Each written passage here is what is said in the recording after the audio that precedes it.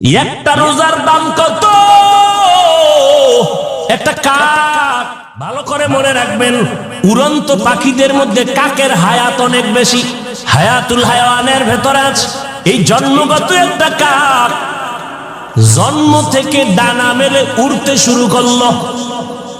উড়তে উড়তে উড়তে উড়তে এত দূরে চলে গেল, চলতে চলতে চলতে চলতে বুড়া হইছে, বুড়া হইয়া মারা গেছে। একটা কাক জন্ম থেকে উড়তে উড়তে সামন দিকে গেছে, যাইতে যাইতে এক পর্যায়ে সে বুড়া হয়ে গেছে। কত দূর চলে গেল, মরিয়া গেছে। নবী কয় এই কাকটা জন্ম থেকে উড়িয়া বুড়া হইয়া মরা পর্যন্ত উড়তে থাকলে যত দূর চলে যাবে, একটা রোজার বিনিময়ে রোজাদার জাহান্নামের আগুন থেকে তত দূর। এক আল্লাহর বান্দা নিয়ত কইরা বিয়া করলো, মাইয়া পাইছে ভালো বাবার সন্তান। ঘরে আসার পর 1 বছর 2 বছর, 2টা কন্যার মালিক হয়ে গেল। আবার কন্যা, আবার কন্যা, এভাবে কন্যা। ওই লোকটা চায় একটা ছেলে, 2টা ছেলে। আমার ঐতিহ্য ধরে রাখবে কে? আমার এই ব্যবসা বাণিজ্যকে ধরে রাখবে। মনে মনে চায় আমার ছেলে দরকার অনেক, কিন্তু একটা ছেলেও নাই। আল্লাহর মর্জি, আল্লাহ কন্যা দেয় 1 2 3 4। এভাবে হতে হতে 6টা কন্যা সন্তানের বাবা হয়ে গেল এই বান্দা। এবার মাথা পুরা গরম, গরম হতে হতে এক পর্যায়ে গরম হইয়া কয়, ও আমার স্ত্রী, 7ম যদি সন্তান হয়, ছেলে যদি না হয়, গাত্তি রেডি কর, বাবার বাড়ি তালাক দিয়া বাড়ি ফিরাইয়া দিব। আর তোরে নিয়ে ঘর করব না। কন্যা সন্তান আমি চাই না, আমি চাই ছেলে। কন্যা দরকার নাই। আল্লাহর বান্দি স্বামীর সাথে কখনো তর্কে জড়ায় না, কারণ স্বামীর পদতলে স্ত্রীর জন্য আল্লাহর রহমত বর্ষিত। ও স্বামী, মদিনার নবী বলেন, আল্লাহ যদি আল্লাহ ব্যতীত অন্য কাউকে সেজদা করার আদেশ দিতেন, নারীদেরকে বলতো পুরুষের কদমের মধ্যে সেজদা করো। এরে নবীর উম্মতের দল, আল্লাহ ছাড়া আর কাউকে সেজদা করা যেহেতু জায়েজ নাই, এই জন্য কোন নারী স্বামীর কদমে সেজদা করতেও পারবে না।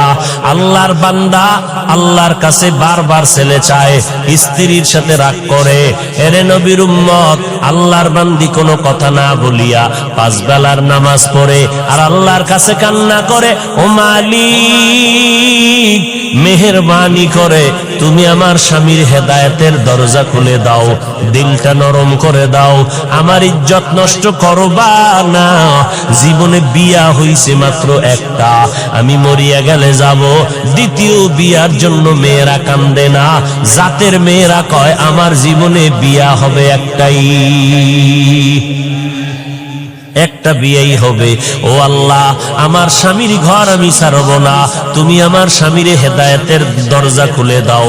মাইয়াহদিল্লাহু ফাহুয়াল মুহতাদ ওয়া মাইয়ুদলিল ফালান তাজিদা লাহু ওয়ালিয়াম মুরশিদা। হেদায়েতের মালিককে একমাত্র আমার আল্লাহ। আল্লাহ যদি চান হেদায়েত পাবে, যদি কপাল খারাপ হয়, কপালে হেদায়েত আসবে না। হেদায়েত পাওয়ার মতো কোন মুর্শিদও খুঁজে পাবে না, কোন পথ প্রদর্শক খুঁজে পাবে না। এরে নবীর উম্মতের দল, ছেলে দান করেন আমার আল্লাহ, মেয়ে দান করেন আমার আল্লাহ, দোনোটাই দেন আমার আল্লাহ। কোনটাই দেন না তাও ক্ষমতা কার? লিল্লাহি মুলকুস সামাওয়াতি ওয়াল আরদ ইয়াহাবু লিমান ইয়াশাউ ইনাসা ওয়া ইয়াহাবু লিমান ইয়াশাউ যুকুর আও ইউযাওবিজুহুম যুকরানা ওয়া ইনাসা ওয়া ইয়াজআলু মান ইয়াশাউ আকিমা ইন্নাহু আলীমুন কাদির।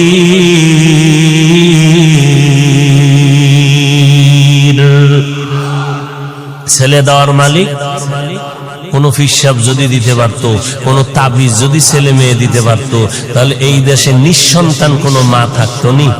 আল্লাহর বান্দার কয় কন্যা বলেন? 6টা কন্যা হয়ে গেল। রেড সিগন্যাল লাগায় দিল, 7ম সন্তান যদি ছেলে না হয়, তালাকের আওয়াজ শুনায় দিলাম। আল্লাহর বান্দি স্বামীর সাথে তর্কে জড়ায় না, আল্লাহর দরবারে কান্না করে নামাজ পড়ে। আল্লাহর মর্জি, এবারও একটা সন্তান আসবে দুনিয়াতে, সপ্তম সন্তান। স্ত্রী ভয় পাইতেছে, এখন তো আল্ট্রাসোনোগ্রামের ব্যবস্থা নাই, কম্পিউটার নাই, ছেলে না মাইয়া কেমনে বুঝি? ও আল্লাহ, আমার স্বামী আমার উপরে সিগন্যাল লাগায় দিছে, ছেলে যদি আসে আলহামদুলিল্লাহ, না আসলে আমার উপরে কঠিন বিচার হবে, বিপদ আসবে। ও দয়ার মালিক, আমার কিছু বলার নাই, তুমি ইজ্জতের মালিক, মেহেরবানি করে তুমি আমার ইজ্জত হেফাজত করে নাও। আল্লাহ বলেন, যেই বান্দা আমাকে ভুলে না, আমি আল্লাহ তাকে ভুলতে পারি না। আমরাও আল্লাহরে ভুলে গেছি, আল্লাহ আমাদের উপর বিপদ চাপায় দিছে। এরপরও যে চেহারাটা ঠিক আছে, অন্যায় করার পরে একমাত্র মদিনাওয়ালা নবীর উম্মত হওয়ার কারণে। এরে নবীর আশিক উম্মতের দল, আল্লাহর বান্দি রাতের বেলা কান্নার আওয়াজ, প্রতিদিন কান্না করে, আল্লাহর দরবারে চোখের পানি কবুল হয়ে গেল। ওই সন্তানটা দুনিয়াতে আসার খুব নিকটে সময় যখন ঘনিয়ে গেল, ওই আল্লাহর বান্দা একদিন রাতের বেলা মরণের ঘুম দিছে, এমন হুঁশ নাই। আল্লাহর কুদরতের চাবি ঘুরায় দিলেন। আল্লাহর বান্দি যেহেতু কান্না করছে হেদায়েতের, আল্লাহ হেদায়েতের দরজায় বান্দাকে ডাকতেছে। রাতের বেলা ওই বান্দা ঘুমের ভেতরে স্বপ্নে দেখতেছে কিয়ামতের ময়দান হাজির, কিয়ামতের মাঠ কায়েম হয়ে গেছে। মাঠের মধ্যে মানুষ উলঙ্গ দৌড়ায়, মাথার উপরে সূর্যের গরম, সূর্যের গরমে জমিনটা তামা হয়ে গেছে, দাঁড়ানোর কোনো উপায় নাই। জাহান্নামীরা জাহান্নামের দিকে যাইতেছে। আল্লাহর বান্দা ঘুমের ঘরে স্বপ্ন দেখা ভয়ে কান্নায় বিভোর হয়ে গেল, কান্না করে বাঁচাও বাঁচাও বাঁচাও, কান্না করে করে করে করে এক পর্যায়ে তার যখন ফয়সালা হয়ে গেল, জাহান্নামে যাও, তুমি জান্নাতের কোনো আমল করতে পারো নাই, আমার হাতের মধ্যে জাহান্নামের হ্যান্ডকাপ লাগাইয়া জাহান্নামের ফেরেশতারা যখন জাহান্নামের দিকে রওয়ানা, আমার চোখে পানি আর কান্নার আওয়াজ, জাহান্নামের দিকে রওয়ানা। যখন আমাকে হ্যান্ডকাপ লাগাইয়া জাহান্নামের ফেরেশতারা জাহান্নামের প্রথম দরওয়াজায় দাঁড়ায় গেল, ভেতরে আগুনের মধ্যে ফেলবে, আমি জান্নাত জাহান্নামের প্রথম দরজা খোলার পরে দেখি আমার জীবনের প্রথম কন্যা জাহান্নামের দরজায় দাঁড়াইয়া হাত এভাবে দিয়ে কয়, ফেরেশতারা খবরদার, আমার বাবারে জাহান্নামে নিতে দিব না, কারণ আমার বাবা আমাদের লালন পালন করতে কষ্ট কম করে নাই, আমার বাবারে জাহান্নামে নিবি না, আমাকে জাহান্নামে দাও, বাবারে জাহান্নামে নিতে দিব না। আল্লাহর বান্দা বলে, মেয়েটার কান্নার কারণে ফেরেশতারা দ্বিতীয় জাহান্নামের দরজায় চলে গেল। জাহান্নামের দ্বিতীয় দরজায় যাওয়ার পর ওখানের দরজা যখন খোলা হলো, ওখানেও তাকাইয়া দেখি আগুন, আমাকে জাহান্নামের আগুনে ফেলবে। হঠাৎ করে নজর করে দেখলাম আমার দ্বিতীয় কন্যা সন্তানটা জাহান্নামের দ্বিতীয় দরজায় দাঁড়াইয়া হাউমাউ করে কান্না করে আর বলে, খবরদার, আমার বাবারে জাহান্নামে নিতে দিব না, আমাকে জাহান্নামে নিয়ে যাও। আল্লাহর বান্দা বলে, ওখানেও দিতে পারলো না। তৃতীয় দরজায় যখন গেল, ওখানে গিয়েও দেখি আমার 3 নাম্বার কন্যাটা কান্না করে, বাবারে জাহান্নামে ঢুকতে দিব না, কারণ আমার বাবা কত কষ্ট করেছেন আমাদের জন্য, কত রাত্র ঘুমাইতে পারেন না, খানা খাইতে পারেন না, কত ঈদের দিন গেছে ভালো পোশাক দিতে পারেন না, এরপর আমার বাবা কষ্ট করি আমাদেরকে হাসি ফুটাইতেন, আমার বাবারে কষ্ট দেওয়া সম্ভব না, আমাকে জাহান্নামে দাও, আমার বাবারে দিতে দিব না। আল্লাহর বান্দা বলে, এরপরে চতুর্থ দরজায় গেল, ওখানেও দেখি আমার চতুর্থ মেয়েটা দাঁড়ানো। ওখান থেকে ফিরাইয়া পঞ্চম দরওয়াজায় গেল, ওখানেও দেখি আমার পঞ্চম সন্তান দাঁড়ানো। ষষ্ঠ দরওয়াজায় যখন না হয়, ওখানে দেখি আমার ষষ্ঠ মেয়েটা দাঁড়ানো। মেয়েটা কান্না করে, আমার বাবারে জাহান্নামে নিতে দিব না। আমিও কাঁদতেছি, আমার কন্যা কাঁদতেছে। এই খবরগুলো হইতেছে আমার ঘুমের ভেতরে, কান্নার ভেতরে, চোখের কোঠায় পানি। এমন অবস্থায় আমার ঘুম ভেঙ্গে গেল। আমি দেখতেছি সজাগ হইয়া অন্ধকার ঘর, আমার গাল বেয়ে বেয়ে চোখের পানিগুলো পড়তেছে। এবার আমি ডানে বামে তালাশ করলাম আমার বিবি। আমার বিবিরে আমি বিছানায় দেখতেছি না, আমার কান্না বন্ধ নাই, আমার শরীরটা কাঁপতেছে। ভয় কি দেখেছি, দুনিয়ার গরম সহ্য করতে পারি না, জাহান্নামের আগুন কেমনে সহ্য করব? আর আমার কান্না বন্ধ হয় না। আমি কাঁপতে কাঁপতে আমার বিবিরে তালাশ করতেছি, আমার বিবিরে পাইলাম না। বিছানায় কই গেল দেখি না। নজর করে গভীর রাত, অন্ধকার ঘর, খুঁজে খুঁজে দেখলাম ঘরের একটা পার্শ্বে ভেতরে নির্বিল জায়গা, নির্জন। ওই জায়গার ভিতর আমি হাইটা গিয়ে দেখি গুনগুন কান্নার আওয়াজ আসতেছে। কে এখানে কাঁদে? কান লাগায় দেখি আমার বিবির কান্নার আওয়াজ। আমি কান লাগায় দেখি আমার বিবি চোখের পানি ছেড়ে মোনাজাত দিয়া কান্না করে, আল্লাহ তুমি আমার স্বামীরে হেদায়েত দাও, তুমি ইজ্জতের উপরে আমার যেন কোনো আক্রমণ না আসে। আল্লাহর বান্দা বলে, বিবির কান্না দেখার পর আমি সহ্য করতে পারি না। বিবির হাত ধরে বলি, আর কাঁদিও না রে বিবি, আর কান্না করিও না, আমি তোমাকে বহু কষ্ট দিয়েছি রে বিবি, মাফ করে দাও। আমি বুঝতে পারি নাই। আল্লাহর কাছে দোয়া করি আমার আর একটাও যেন কন্যা হয়, কারণ আমার 7টা কন্যা যদি হয় 7টা জাহান্নামের দরজা থেকে আমি বেঁচে যাব। ও বিবি, আমাকে মাফ করে দাও, আমি আর তোমারে কোনো খারাপ কথা বলবো না। এরে এলাকার মুসলমান পর্দার আড়ালের মা বোনেরা, ও বৃদ্ধ বাবাজি, আল্লাহর কাছে এমন সন্তানের জন্য দোয়া করা দরকার। আল্লাহ সন্তান যদি দাও, নেককার সন্তান দিও, এমন সন্তান যেন না পাই যেই সন্তানের কারণে মা বাবার ইজ্জত নষ্ট হবে, মা বাবা সমাজে মুখ দেখাইতে পারবে না। ও আল্লাহ, তুমি কন্যা দাও আলহামদুলিল্লাহ, তুমি ছেলে দিল আলহামদুলিল্লাহ, তবে আদর্শওয়ালা নেক আমলওয়ালা ভালো সন্তান তুমি দিও। যেই সন্তান কন্ট্রোলে আসবে না ওই সন্তান আমরা চাই না। উস্তুনে হান্না আজ হজরে রসুল নালামি জাদ হামচু আরবাব উকুল। গাছের জন্য আমার নবী রহমত, মাছের জন্য রহমত, রুহের জগতে আমার নবী রহমত। আল্লাহ সব আত্মাগুলো জমা করে বললেন, আলাস্তু বিরব্বিকুম, আমি কি তোমাদের রব না? সর্বপ্রথম আপনার আমার নবীর আত্মা জবাব দিল, বালা, হ্যাঁ আপনি আমাদের রব।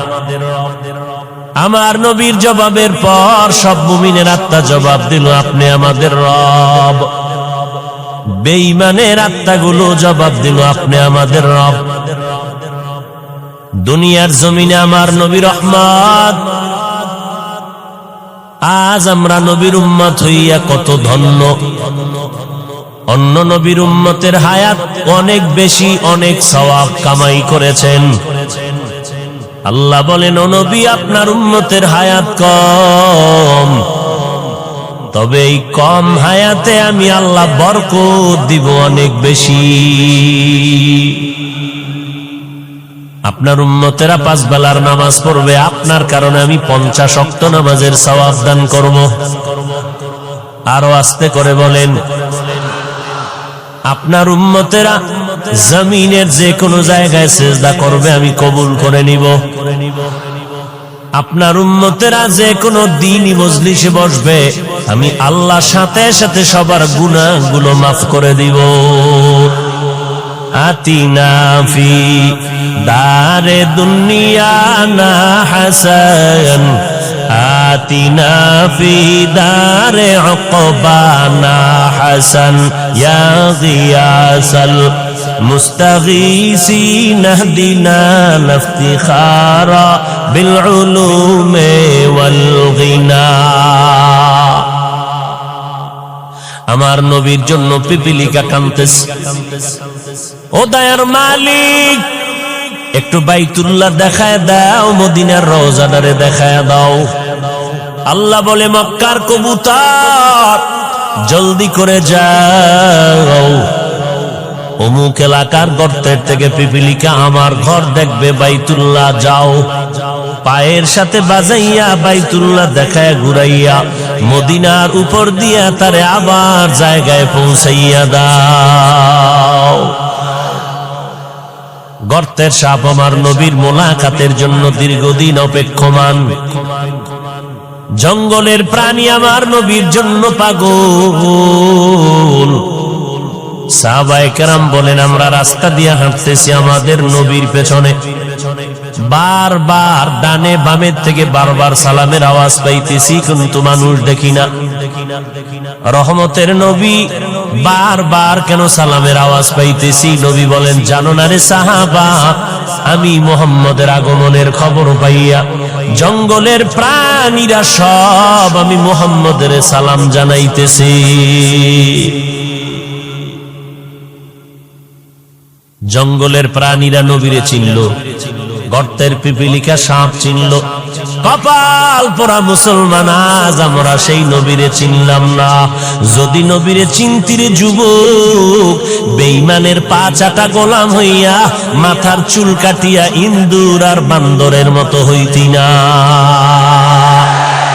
तुको जाओ सुन्नते अहमद को जा बा मोहम्मद के बुअद निस्बत तोरा मन अहब्बा सुन्नती कौले रसूल मजदाए काना मई हम कुन कबूल वमा अरसलनाका इल्ला रहमतल लिल आलमीन।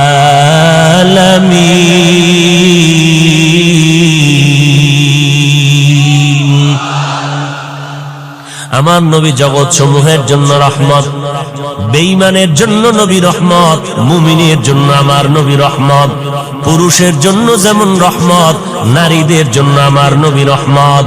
আমার নবীকে আল্লাহ বলেন, অন্য নবীর উম্মতেরা মারাত্মক অন্যায় করে করে সীমাটা লঙ্ঘন হলে আমি চেহারাটা পাল্টায় দিতাম, আপনার উম্মতের চেহারাটা পাল্টাবো না, কারণ এরা আমি আল্লাহর মোহাব্বতের নবীর উম্মত, কারণ আমি আপনারে অনেক ভালোবাসি। বলে কেমন? ঈসা নবী আমার আশেক, মুসা নবী আমি আল্লাহর আশেক, ইব্রাহিম নবী আমার আশেক, ইসমাইল নবী আমার আশেক, কিন্তু আমি আল্লাহ হলাম আপনি মুহাম্মদের আশেক। আমার আল্লাহ আমার নবীর আশেক। আমার নবী রাস্তা দিয়ে হাঁটেন, মেঘের খণ্ড ছায়া দেয়, সূর্যের গরম যেন নবীর শরীরে কষ্ট না দেয়। আমার নবীর ঘাম থেকে আম্মা জান আয়েশা বলেন মিশকের ঘ্রাণ পাওয়া যায়। আমরা নবীর ঘামগুলো বোতলের মধ্যে ভরে ভরে রেখে দিতাম। বড় বড় অনুষ্ঠানে আমরা নবীর সে ঘাম আতর হিসেবে ব্যবহার করতাম। মায়ার নবী যেখানে কদম দিতেন ওই জায়গা থেকে দীর্ঘদিন মিশকের ঘ্রাণ পাওয়া যাইত। মায়ার নবী আমার চেহারার মধ্যে এত বরকত আল্লাহ দান করেছেন। মায়ার নবীর চেহারা মোবারকের দিকে একটা নজর দিলে পেটের ক্ষুধা নিবারণ হয়ে যায়। নবী বলেন, আমি এমন একটা সময় মক্কা নগরীর মধ্যে আবির্ভূত হলাম যেই সময় মক্কার মানুষের চরিত্র নাই, পৃথিবীর নিকৃষ্ট খারাপ, এদের জবান বড় খারাপ, এদের আখলাক আদর্শ বড় খারাপ। বাইতুল্লাহর মধ্যে 360টা মূর্তি লাগানো, নারী পুরুষ উলঙ্গ হইয়া চতুর্পার্শ্বে তাওয়াফ করে এবং যৌবনের আদান প্রদান করে, যখন তখন পশুর মতো যৌবনের চাহিদা পূরণ করে, নারীদেরকে তুচ্ছ মনে করে, সমাজ থেকে তারা তাড়ায় দেয়। বিধবা নারীর কোনো মূল্য নাই। কন্যা সন্তান যদি জন্ম নেয়, সাথে সাথে বাবা লজ্জায় মাথা গুটাইয়া নেয়, সমাজে মাথা উঁচু করে না। আবার কোন বাবা লজ্জায় পড়িয়া বাধ্য হইয়া কন্যা সন্তানগুলো জ্যান্ত মাটির মধ্যে দাফন করে দিত। আমি নবী রহমতের বাতাস নিয়ে যখন মক্কা নগরীতে আগমন করলাম, আসা মাত্র পরিবর্তন মক্কার জমিনে শুরু হয়ে গেল। মা আমেনা বলেন, মুহাম্মদ যেদিন আমার গর্ভ থেকে জমিনের মধ্যে পদার্পণ করলো, আমি একটা বড় নূরের আলো দেখতে পেলাম। ওই আলোটায় শুধু আমার ঘর আলোকিত হয় নাই, বসরা এলাকা, বিশাল বড় রাজার রাজপ্রাসাদের এলাকা, বহুদূর ওই আলো দিয়ে দেখলাম বসরা পর্যন্ত রাজপ্রাসাদ গুলো সে আলোতে দেখা যায়। আর আমার নবী বলেন, আমি যেদিন দুনিয়াতে আসছি, আমি এসে সেজদার হালাতে মাওলা পাকের শুকর আদায় করছি। আমি আল্লাহর শুকর আদায় করে সেজদারত অবস্থায় যখন আসলাম, বাইতুল্লাহর 360টা মূর্তিও সেজদায় পড়ে গেল। আমি নবী যখন দুনিয়াতে আসছি রহমতের বাতাস নিয়ে, ওই পারস্যের মধ্যে প্রজ্বলিত 1000 বছরের আগুনটা ঠাস করে নিভে গেল। আমি মুহাম্মদ মায়ের গর্ভ থেকে এমন এক সময় জমিনের মধ্যে পদার্পণ করেছি। আমি নবী জমিনের মধ্যে আসা মাত্র ওই আগুন পর্যন্ত নিভে গেল। এরে নবীর উম্মতের দল, আমি নবী আসা মাত্র আমার আম্মা জান আমেনা বলতেছেন, আরে মহিলারা বাচ্চা গর্ভে নিলে কত কান্না, কত ব্যথা, কত কষ্ট। আম্মা জান বলে, আমি কোনো কষ্ট পাই নাই। আল্লাহর নবী বলেন, আমি খতনাকৃত অবস্থায় জমিনের মধ্যে পদার্পণ করেছি। ও নবীর উম্মতের দল, আমার নবী রহমত হইয়া আসলেন। মক্কার মানুষগুলো যেমন একে অপরের সুন্দর দেখতে পারে না, চরিত্রের কোনো ভালাই নাই, আমি মুহাম্মদ আমার আদর্শ দিয়া 13 বছরে মক্কা নগরীর মানুষগুলো স্বর্ণের মানুষ বানায় দিলাম। এমন স্বর্ণের মানুষ আল্লাহ তাআলা ওহী নাজিল করে বললেন, ও পয়গম্বর, অমুক অমুক অমুক সাহাবার আল্লাহ দুনিয়াতে থাকা অবস্থায় জান্নাতের সার্টিফিকেট দিয়ে দিলাম। আপনারা পাইছেন নি জান্নাতের সার্টিফিকেট? বুঝা শুনে বলেন তো, ঘুমের ঘরেও পান নাই? কথা বলেন না কেন ভাই? পান নাই? আর টুকটাক যে আমল টামল করেন, ফাঁকে ফোঁকে নামাজ পড়েন, টুপি পরেন, বিড়ি টানেন, এই যে নামাজ টামাজ যাই করেন, কবুল টবুল হইছে এরকম কোন সংবাদ ঘুমের ভিতরে আসছে? কোন গ্যারান্টি পান নাই। আমল কবুল হওয়ার গ্যারান্টি নাই। এতেই যদি এত মাস্তানি ভাব নিয়ে চলেন, কবুলের খবর পাইলে কি করতেন?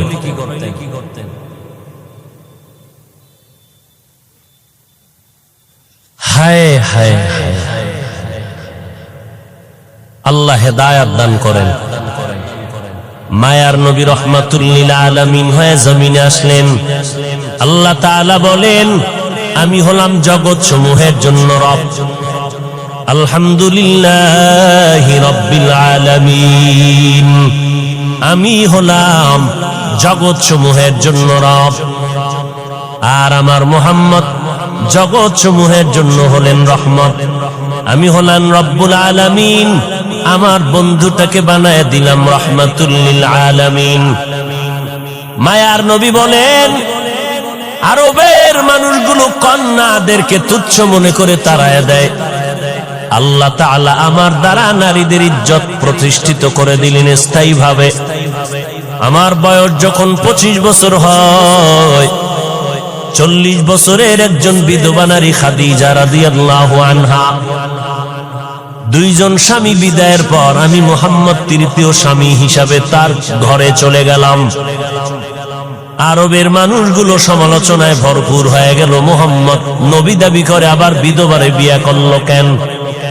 মদিনার নবী বলেন, জগতের নারীরা শুনে নাও, জমিনের মধ্যে কোন ধর্ম, ইহুদি ধর্ম, খ্রিস্টান ধর্ম, দুনিয়ার কোন ধর্মের ভিতরে নারীদের সম্মান কেউ বাড়ায় নাই। আল্লাহ তাআলা ইসলামের ব্যানার দিয়া আমি মুহাম্মদের দ্বারা নারীদের ইজ্জত বাড়ায় দিয়েছেন। এই কথা যারা বুঝে না তারা স্লোগান দেয় ইসলাম নারীর অধিকার দেয় নাই। এই রকম স্লোগান দিয়া নারীদেরকে সমান অধিকারের নামে স্লোগান দিয়া রাস্তায় নামাইতে চায়। নারীর ইজ্জত নষ্ট করার স্লোগান দিয়া এরা বল ইসলাম নারীরে আটকাইয়া দিছে চার দেওয়ালের ভেতরে, নারীর সম্মান ইসলাম দিতে পারে নাই। এরে নবীর উম্মতের দল, আল্লাহর নবী বলেন ইসলাম ছাড়া দুনিয়ার কোন তন্ত্র মন্ত্রে নারীর সম্মান মর্যাদা বাড়াতে পারে নাই। যারা বিশ্বাস করে না তারা নারীর দুশ্মন, তারা মানবতার দুশ্মন, তারা ইসলামের দুশ্মন। কন্যা সন্তানদের তারা অবহেলা করে। কন্যা সমাজের বোঝা। মদিনার নবী বলেন, ও দুনিয়ার মানুষ, একটা কন্যার যদি বাবা হও তুমি অন্তরে খুশি হও, তুমি একটা জান্নাতের মালিক হয়ে গেছো। দুইটা কন্যার যদি বাবা হতে পারো তুমি দুইটা কন্যা পাইয়া দুই জান্নাতের মালিক। তিনটা কন্যা যদি পাও তুমি তিনটা জান্নাতের মালিক। চার কন্যা পেলে তুমি চারটা জান্নাতের মালিক। এরে নবীর উম্মতের দল, বর্তমান দুনিয়াতে এমন কিছু দুশ্মন আছে, মাওলার কাছে ছেলে হইলে খুশি, মাইয়া হইলে বড় বেজার। আসেনি? মাইয়া হইলে বেজার যদি হও তো তুই মাইয়া বিয়া করলি কে? ও নিমক হারাম, রসুলের দুশ্মন। কন্যা সন্তান হলে কষ্ট পায়, ছেলে হলে খুশি কেন? যৌতুকের নামে পচা পায়খানা খাওয়া যাবে মজা করে, কি ঠিক না? কুকুরকে বিরিয়ানি পোলাও যদি দাও কলিজা ঠান্ডা হবে না যতক্ষণ না পাক না দিবা। এই সমাজের মানুষের যতই বয়ান দেই না কেন এরপরও তাদের হারাম খাইতেই হবে, না খাইলে কলিজা ঠান্ডা হবে না। ছেলেটা হইলে খুশি, এই ছেলেরে যৌতুক নিয়ে বিয়া করাবো। যেই মাইয়া আমার ছেলেরে দিবি আগে কন্টাক্ট করে বিদেশ নিবি নি, ভিসাটা দিতে পারবি নি, তাহলে আমার মাই তোমার মেয়েটা নিব। তোমার ছেলে ভিসা দিল, ভিসা পাইয়া বউ ফালাইয়া এবার আবার বিদেশ চলে গেল। বলো তোমার বউরে কার কাছে পাহারা দিলে? আমার ছোট ভাই আছে না, আমার ছোট ভাই পাহারা দিবে। ঘরের মধ্যে সমাজের ভেতরে জেনার আড্ডাখানা বানায় দিলারে ভাই, নারীর উপরে জুলুম করলা যৌতুক নিয়া। 250 গ্রাম বাথরুমে 2 কাপ পায়খানা খাইলে এই পরিমাণ আল্লাহ বেজার হবে না? যৌতুকের নামে পচা পায়খানা খাইলে যেই পরিমাণ আমার আল্লাহ বেজার। কারণ পায়খানা খাইয়া হালাল সাবান দিয়া কুলি করবি, মুখের গন্ধ চলে যাবে। কিন্তু যৌতুক খাইয়া শ্বশুরের কাদাইলি, শাশুড়ির চোখের পানি ফালাইলি, বউটার উপরে জুলুম করলি। খোদার কসম একবার, আল্লাহর কসম 2 বার, আল্লাহর কসম 3 বার, যৌতুক নিয়ে যারা বিয়া করবি তোদের মরণ পর্যন্ত সংসারে কোনোদিন শান্তি হবে না। শান্তি দেওয়ার মালিক তোমার আব্বা। কে? আল্লাহ শান্তি দিবে আল্লাহর সাথে গাদ্দারি করলে। हकीकत से तो दुनिया बेखबर है, दुनिया की नुमाइश पर नजर है। नमी गुयाम के आज दुनिया जुदा बाश, बहर कारे के बाशी बा खुदा बाश। আল্লাহ 2টা হাত দিছে, এটা রশি দিয়া বাইন্ধা রাখার লাগি। 2 হাত দিয়া কামাই করবি, বিয়ার আগে বলবি আমি নিজের পায়ে দাঁড়ায় গেছি, শ্বশুরের গোষ্ঠী আয় বিয়া যে করব সেও আমারটা খাবি, তোর মায়েরে খাওয়াবো, শ্বশুর বাড়ির বাবারে খাওয়াবো, 14 গোষ্ঠীরে খাওয়াইয়া রাখবো। কোনদিন খোটা যেন দিতে না পারো, তোর বাড়ির থেকে খেয়েছি, তোর বাড়ির খাট লাগবে না, আলমিরা লাগবে না, আমি টাকা দিয়া খাট, আলমারি, চেয়ার, সোফা কিনে ফেলবো। তোর বিয়া করার সময় তোর বাবায় যদি স্বর্ণের অলঙ্কার কারো দিতে না পারে, লাগবে না, আমি নিজে তোর চেইনের ব্যবস্থা করে দিব, স্বর্ণের ব্যবস্থা করে দিব। আমি যদি তোরে লালন পালনের জিম্মেদারি নিতে নাই পারি তো বিয়া করার কোনো সার্থকতা নাই। অতএব আমি একজন পুরুষ, কাপুরুষ না, আমি মদিনাওয়ালা নবীর একজন উম্মত। অতএব আমি হারাম কখনো খাবো না, প্রয়োজনে মরিয়া যাব, না হয় আল্লাহকে রাজি করে চলবো। আপনাদের এলাকায় গজব আসেনি? হ্যাঁ, বলেন তো এই হারাম খাইয়া শান্তিতে আছে কারা? ওর ঘরের সন্তান সব কুতুবুল আলম। হ্যাঁ, নাই নাই নাই নাই। আল্লাহ হেদায়াত দান করুন।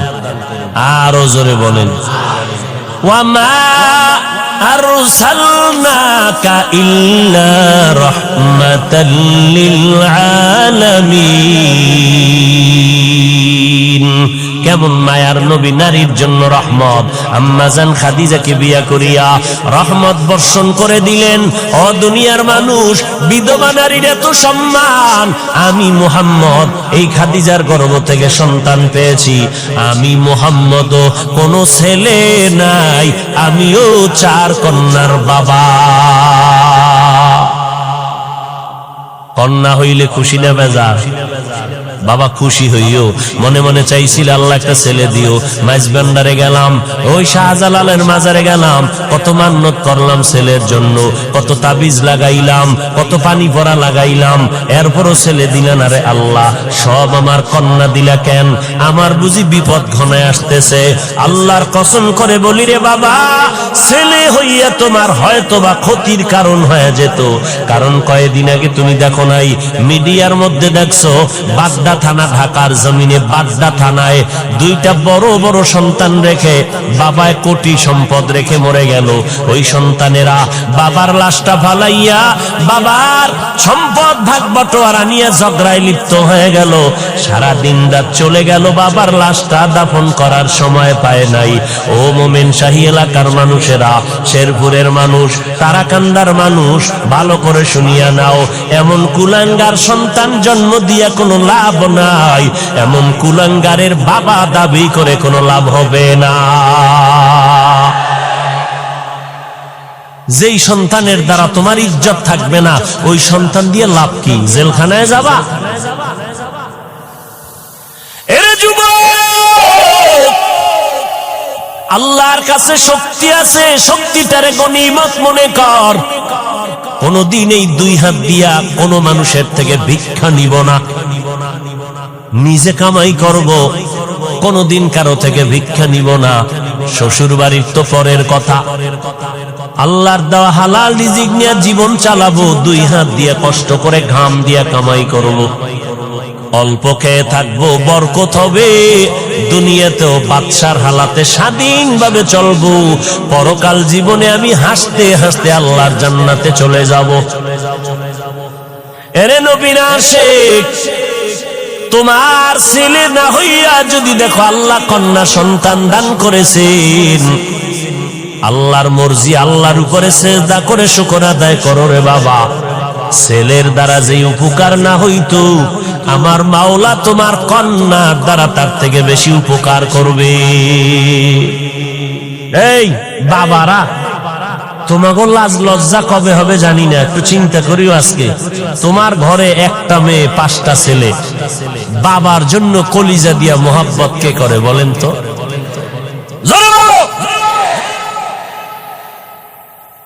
তুমি অসুস্থ হয়ে গেছো, মেয়েটা বেকারার হয়ে গেছে, কান্নার আওয়াজ, খানা খায় না, বাবা আমার অসুস্থ, ছেলেরা খবর নেওয়ার টাইম নাই। কয়েকদিন ডাক্তারের পেছনে দৌড়াইয়া এবার গোপনে গোপনে ইমাম সাহেবের সাথে পরামর্শ করে, হুজুর হাদিয়া বাড়ায় দিব, জালালি খতম করো। বাবারে নেওয়া যায় না, এত টাইম নেই হসপিটালে দৌড়ানোর, এমন একটা খতম পরে দেও যেন বাবায় তাড়াতাড়ি কবরের বাসিন্দা হয়ে যায়। আর মেয়েটা কলিজা ফাটাইয়া কান্না করে, মালিক আমার বাবারে সুস্থ করে দাও। মায়েরে দইরা কান্দে, ভাইদেরকে টেলিফোন করে, ভাই আমার বাবার একটু ডাক্তার কেন দেখাও না, আমার বাবার কান্না সহ্য করতে পারি না, আমার বাবার জন্য কলিজাটা সিরিয়া যায়। এরে নবীর উম্মতের দল, আল্লাহর বান্দা একটা ভালো ঘরের মাইয়া বিয়ে করছে, কিন্তু নিজের অন্তরটা ভালো না। আল্লাহ পাক অনেকের নিয়ামত দেয়, কিন্তু মানুষ ধরিয়া রাখতে পারে না। অনেক কপাল পোড়ার কপালে ভালো ভালো মাইয়া আইসা পড়ে, ভালো বাবার কন্যা, নামাজ ছাড়ে না, স্বামীর খেদমত করে, কিন্তু কপাল পোড়া ওই বউ ধইরা রাখতে পারে না। ও চায় দুনিয়ার গুনাহ নিয়ে চলবে, কিন্তু নেককার নারী পাইয়াও বান্দা খুশি হইতে পারে না, ওর কপাল থেকে নারী চলে যায়। ও এলাকার মুসলমান, এই জন্য মদিনার নবী বয়ান করে বললেন, ও কিয়ামত পর্যন্ত উম্মতের দলেরা, তোমাদের যদি সন্তান হয় 7 বছর যখন হবে, নামাজের দাওয়াত দাও, নামাজের বয়ান তালিম দিয়া নামাজের মুসাল্লায় দাঁড় করায়া দাও, আস্তে আস্তে বুঝাও, কারণ ছোট থেকে যদি লাইনে না নাও তাহলে বড় হলে আর পারবা না। 7 বছরে তালিম দাও, দাওয়াত দাও, যখন সন্তানের বয়স 10 বছরে চলে যাবে, তখন তুমি শাসন করিয়া লাগলেও নামাজের মুসাল্লায় দাঁড় করাও। ও আল্লাহর বান্দারা, এই জন্য অনেক বাবারা রিকশা চালাইয়া খায়, সন্তানটারে 5, 6, 7 বছরে মাদ্রাসায় দিয়ে দিছে। হুজুরেরা কষ্ট করিয়া ছাত্রটারে লেখাপড়া শিখায়, কোরআন পড়ায়, হেফজখানায় পড়ায়। এখন যদি কোনো মাওলানা, কোনো আলেম বলে হেফজখানায় সন্তান দিলে প্রতিবন্ধী হয়ে যাবে, এই সন্তান দিয়া লাভ নাই। বুঝে নাও ওই আলেমের অন্তর বড় খারাপ। এরে নবীর উম্মতের দল, হেফজখানার সন্তান, আমাদের মাদ্রাসা নুরানি মক্তবের সন্তানেরা ছোটবেলা থেকে আদব শিক্ষার্থী, নুরানি মাদ্রাসায় পড়লাম, পাগড়ি বান্দার অভ্যাস ছোটবেলা থেকে করছি বিদায় এখনো পাগড়ি বান্দি। ওই সময় তাহাজ্জুদের অভ্যাস ওস্তাদেরা গড়ায় দিছেন, এখনো তাহাজ্জুদ করি, কারণ ছোট থেকে যদি গড়িয়া না আসতাম এখন আর গড়ার কোনো সময় হতো না। এই জন্য অনেক বাবাদের দেখবেন হুজুরদের কাছে কান্না করে, দোয়া চায়, হুজুর একটু দোয়া করেন, ছেলেটারে আর কন্ট্রোলে রাখতে পারি না। বয়স কত বলে? 15 বছর, 18 বছর, 20 বছর, সন্তানটারে কন্ট্রোল করতে পারি না।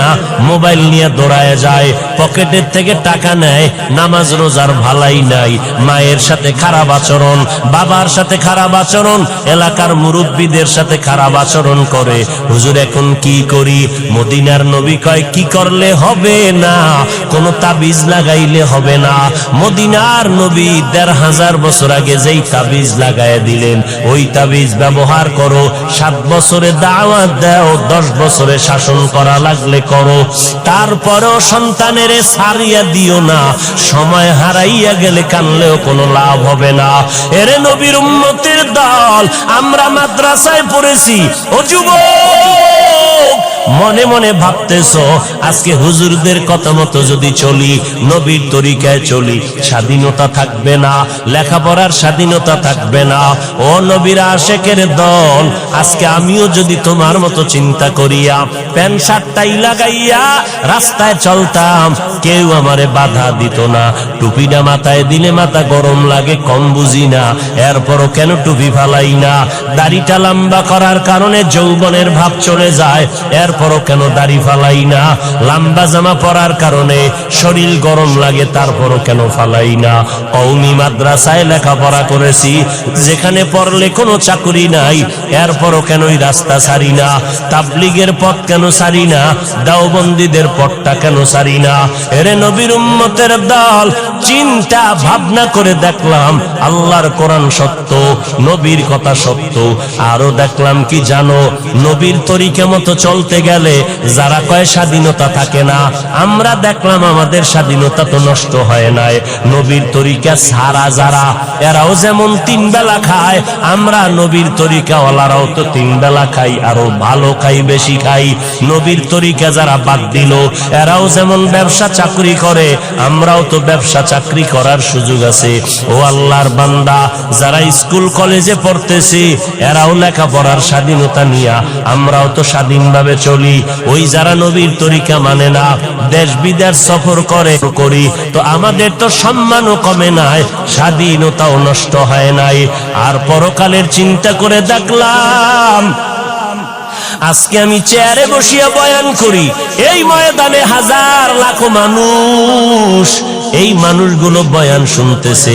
আজ আমি বক্তা, আপনারা সবাই শ্রোতা, আমার কত দাম।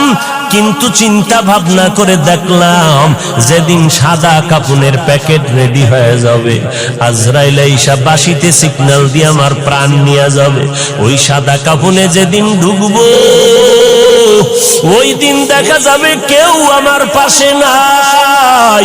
আমার আত্মীয়, আমার রক্তের লোকেরা আমার গেঞ্জিটারে বেলেট দিয়ে কেটে রেখে দিবে। 3টা সাদা কাপড়ের প্যাকেট বানাইয়া ওই মাটির গর্ভে কবরে রাখিয়া সবাই চলে যাবে।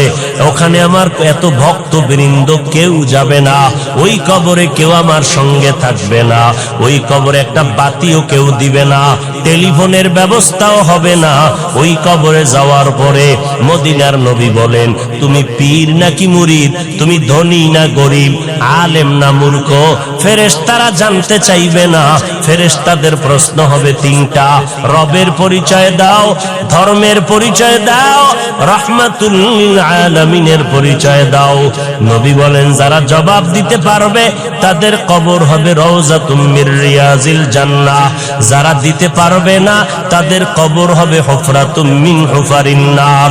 ওই অন্ধকার কবরে দুনিয়ার থেকে যারা রবের গোলাম হয়ে যাবে, তারা জবাব দিয়ে দিবে রব্বি আল্লাহ। যারা ইসলাম মেনে চলবে, কবরে গিয়া জবাব দিবে দীনি আল ইসলাম। যারা নবীর সুন্নতের আমল করে যাবে, নবীকে দেখা মাত্র চিনে ফেলবে, সাথে সাথে আমার আল্লাহ গাইবী আওয়াজ দিয়া বলবেন, ফেরেশতা 3.5 হাত কবর বড় একটা বালাখানা বানাও, জান্নাতের সাথে রাস্তা খুলে দাও, আমার বান্দা এখন জান্নাতের বিছানার মধ্যে আরামে ঘুমাবে। নবী বলেন, যারা রবের পরিচয়ের জবাব দিতে পারবে না, ধর্মের ব্যাপারে জবাব দিতে পারবে না, নবীর সুন্নতের আমল করে না, তো জবাব দিতে পারবে না। নবী বলেন, আল্লাহর ফেরেশতা যখন প্রশ্ন করবে, তখন গুনাহগার বেনামাজিরা বলবে, হা হা লা আদরি, আমি কিছুই জানি না, কিছুই জানি না। আল্লাহর নবী বলেন, সাথে সাথে আমার আল্লাহ ডাইরেক্ট আওয়াজ দিয়া বলবেন, কবরের ফেরেশতা, এই নাফরমানের আর সময় দিও না, আমি দুনিয়াতে কম সুযোগ দেই নাই, আমার দেওয়া পানি, বাতাস, সূর্যের আলো, চাঁদের আলো, নদীর মাছ, গাছের ফল, জমিনের ফসল খাইয়া এত বড় গাদ্দার আর নিমক হারাম একবারও আলহামদুলিল্লাহ বলে নাই। ওলামায়ে কেরামগণ পায়ে হাত ধরে ধরে নামাজের দাওয়াত দিত, এক বেলার নামাজও পড়ে নাই। এখন আর দেরি না করে কবরের মধ্যে জাহান্নামের বিছানাটা দিয়া দাও, জাহান্নামের সাথে রাস্তা বানায়া দাও। 1টা না 2টা না, কবরে 99টা সাপ। আল্লাহর নবী বলেন, আমার আল্লাহ কুদরতের আওয়াজ দিয়া বলবেন, ওরে কবরের মাটি, ওই গুনাহগারের 2 পার্শ্ব থেকে জোরে জোরে চাপ দাও। কবরের মাটি এত জোরে চাপ দিবে, চাপের কারণে পাজরের হাড়গুলো চুরমার হয়ে যাবে রে বাবা। এরে যুবক, একটা মশার কামড় সইতে পারো না, একটা বেতের বাড়ি সইতে পারো না, সূর্যের গরম সহ্য করতে পারো না রে বাবা। গুনাহ নিয়ে কবরে গেলে ওই কবরে মাটির চাপ কেমন করে সহ্য করবা, জাহান্নামের আগুনের গরম কেমনে সহ্য করবা। আমার আল্লাহ তওবার দরজা দিয়ে ডাকে, ও গোলামেরা তওবা কর। জীবনে যদি চোখের পানি ছেড়ে তওবা করতে পারো, আমি আল্লাহ তোমারে মাফ করে দিব। এ যুবক ভাইয়েরা আমার, পর্দার আড়ালের মা বোনেরা, বৃদ্ধ বাবাজিরা, আমার মাওলাকে মনে মনে ডাকিয়া বলো, হে মালিক, এই ময়দানে আমার মতো গুনাহগার কেউ নাই। গুনার কারণে আমার হাত না পাক, আমার চোখ না পাক, আমার জিহ্বা না পাক, আমার অন্তর না পাক। আমার গুনার খবর আমার মা বাবা ভাই বোন পরিবারের কেউ জানে না। জানলে কেউ আমারে সম্মানের নজরে দেখতো না। ও মালিক, আপনি গুনার খবর জানার পর রাগ করিয়া পানিও বন্ধ করেন নাই, বাতাস বন্ধ করেন নাই, খানাও বন্ধ করেন নাই। ও আল্লাহ, আজকে তওবার নিয়ত করেছি, জীবনে কত নামাজ বাদ দিলাম। ও যুবকেরা, তোমার আমার মতো যুবক স্কুল কলেজে পড়ে র্যাব আর্মি পুলিশ বিডিআরের চাকরি করে, নামাজ ছাড়ে না। ড্রাইভারি করে, কৃষিকাজ করে, নামাজ ছাড়ে না। বলো তুমি কেন নামাজ পড়তে পারবা না? আল্লাহর কাছে তৌফিক চাও। ও আল্লাহ, আজকে থেকে তওবার নিয়ত করলাম, নামাজ বাদ দিব না, মা বাবার দোয়া নিয়ে চলবো, কষ্ট দিব না, ওলামায়ে কেরামের বিরোধিতা করে গুনাহগার হব না, আহলে হক ওলামাদের পরামর্শ নিয়ে চলবো, দেশ ও জাতির বিরুদ্ধে কোনো ষড়যন্ত্রে লিপ্ত হব না।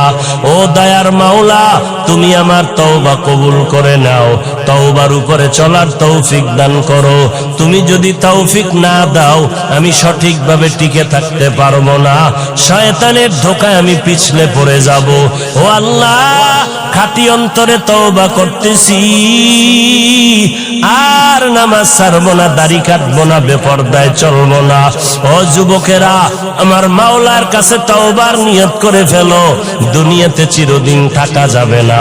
ওই অন্ধকার কবরে আমার নবীর কথা যদি সত্য মনে করো, গুনাহমুক্ত হইয়া কবরে যাও, আর আল্লাহর কাছে তওবার নিয়ত করে ফেলো। রিজিকের মালিক আল্লাহ, ইজ্জতের মালিক আল্লাহ, হায়াতের মালিক আমার আল্লাহ।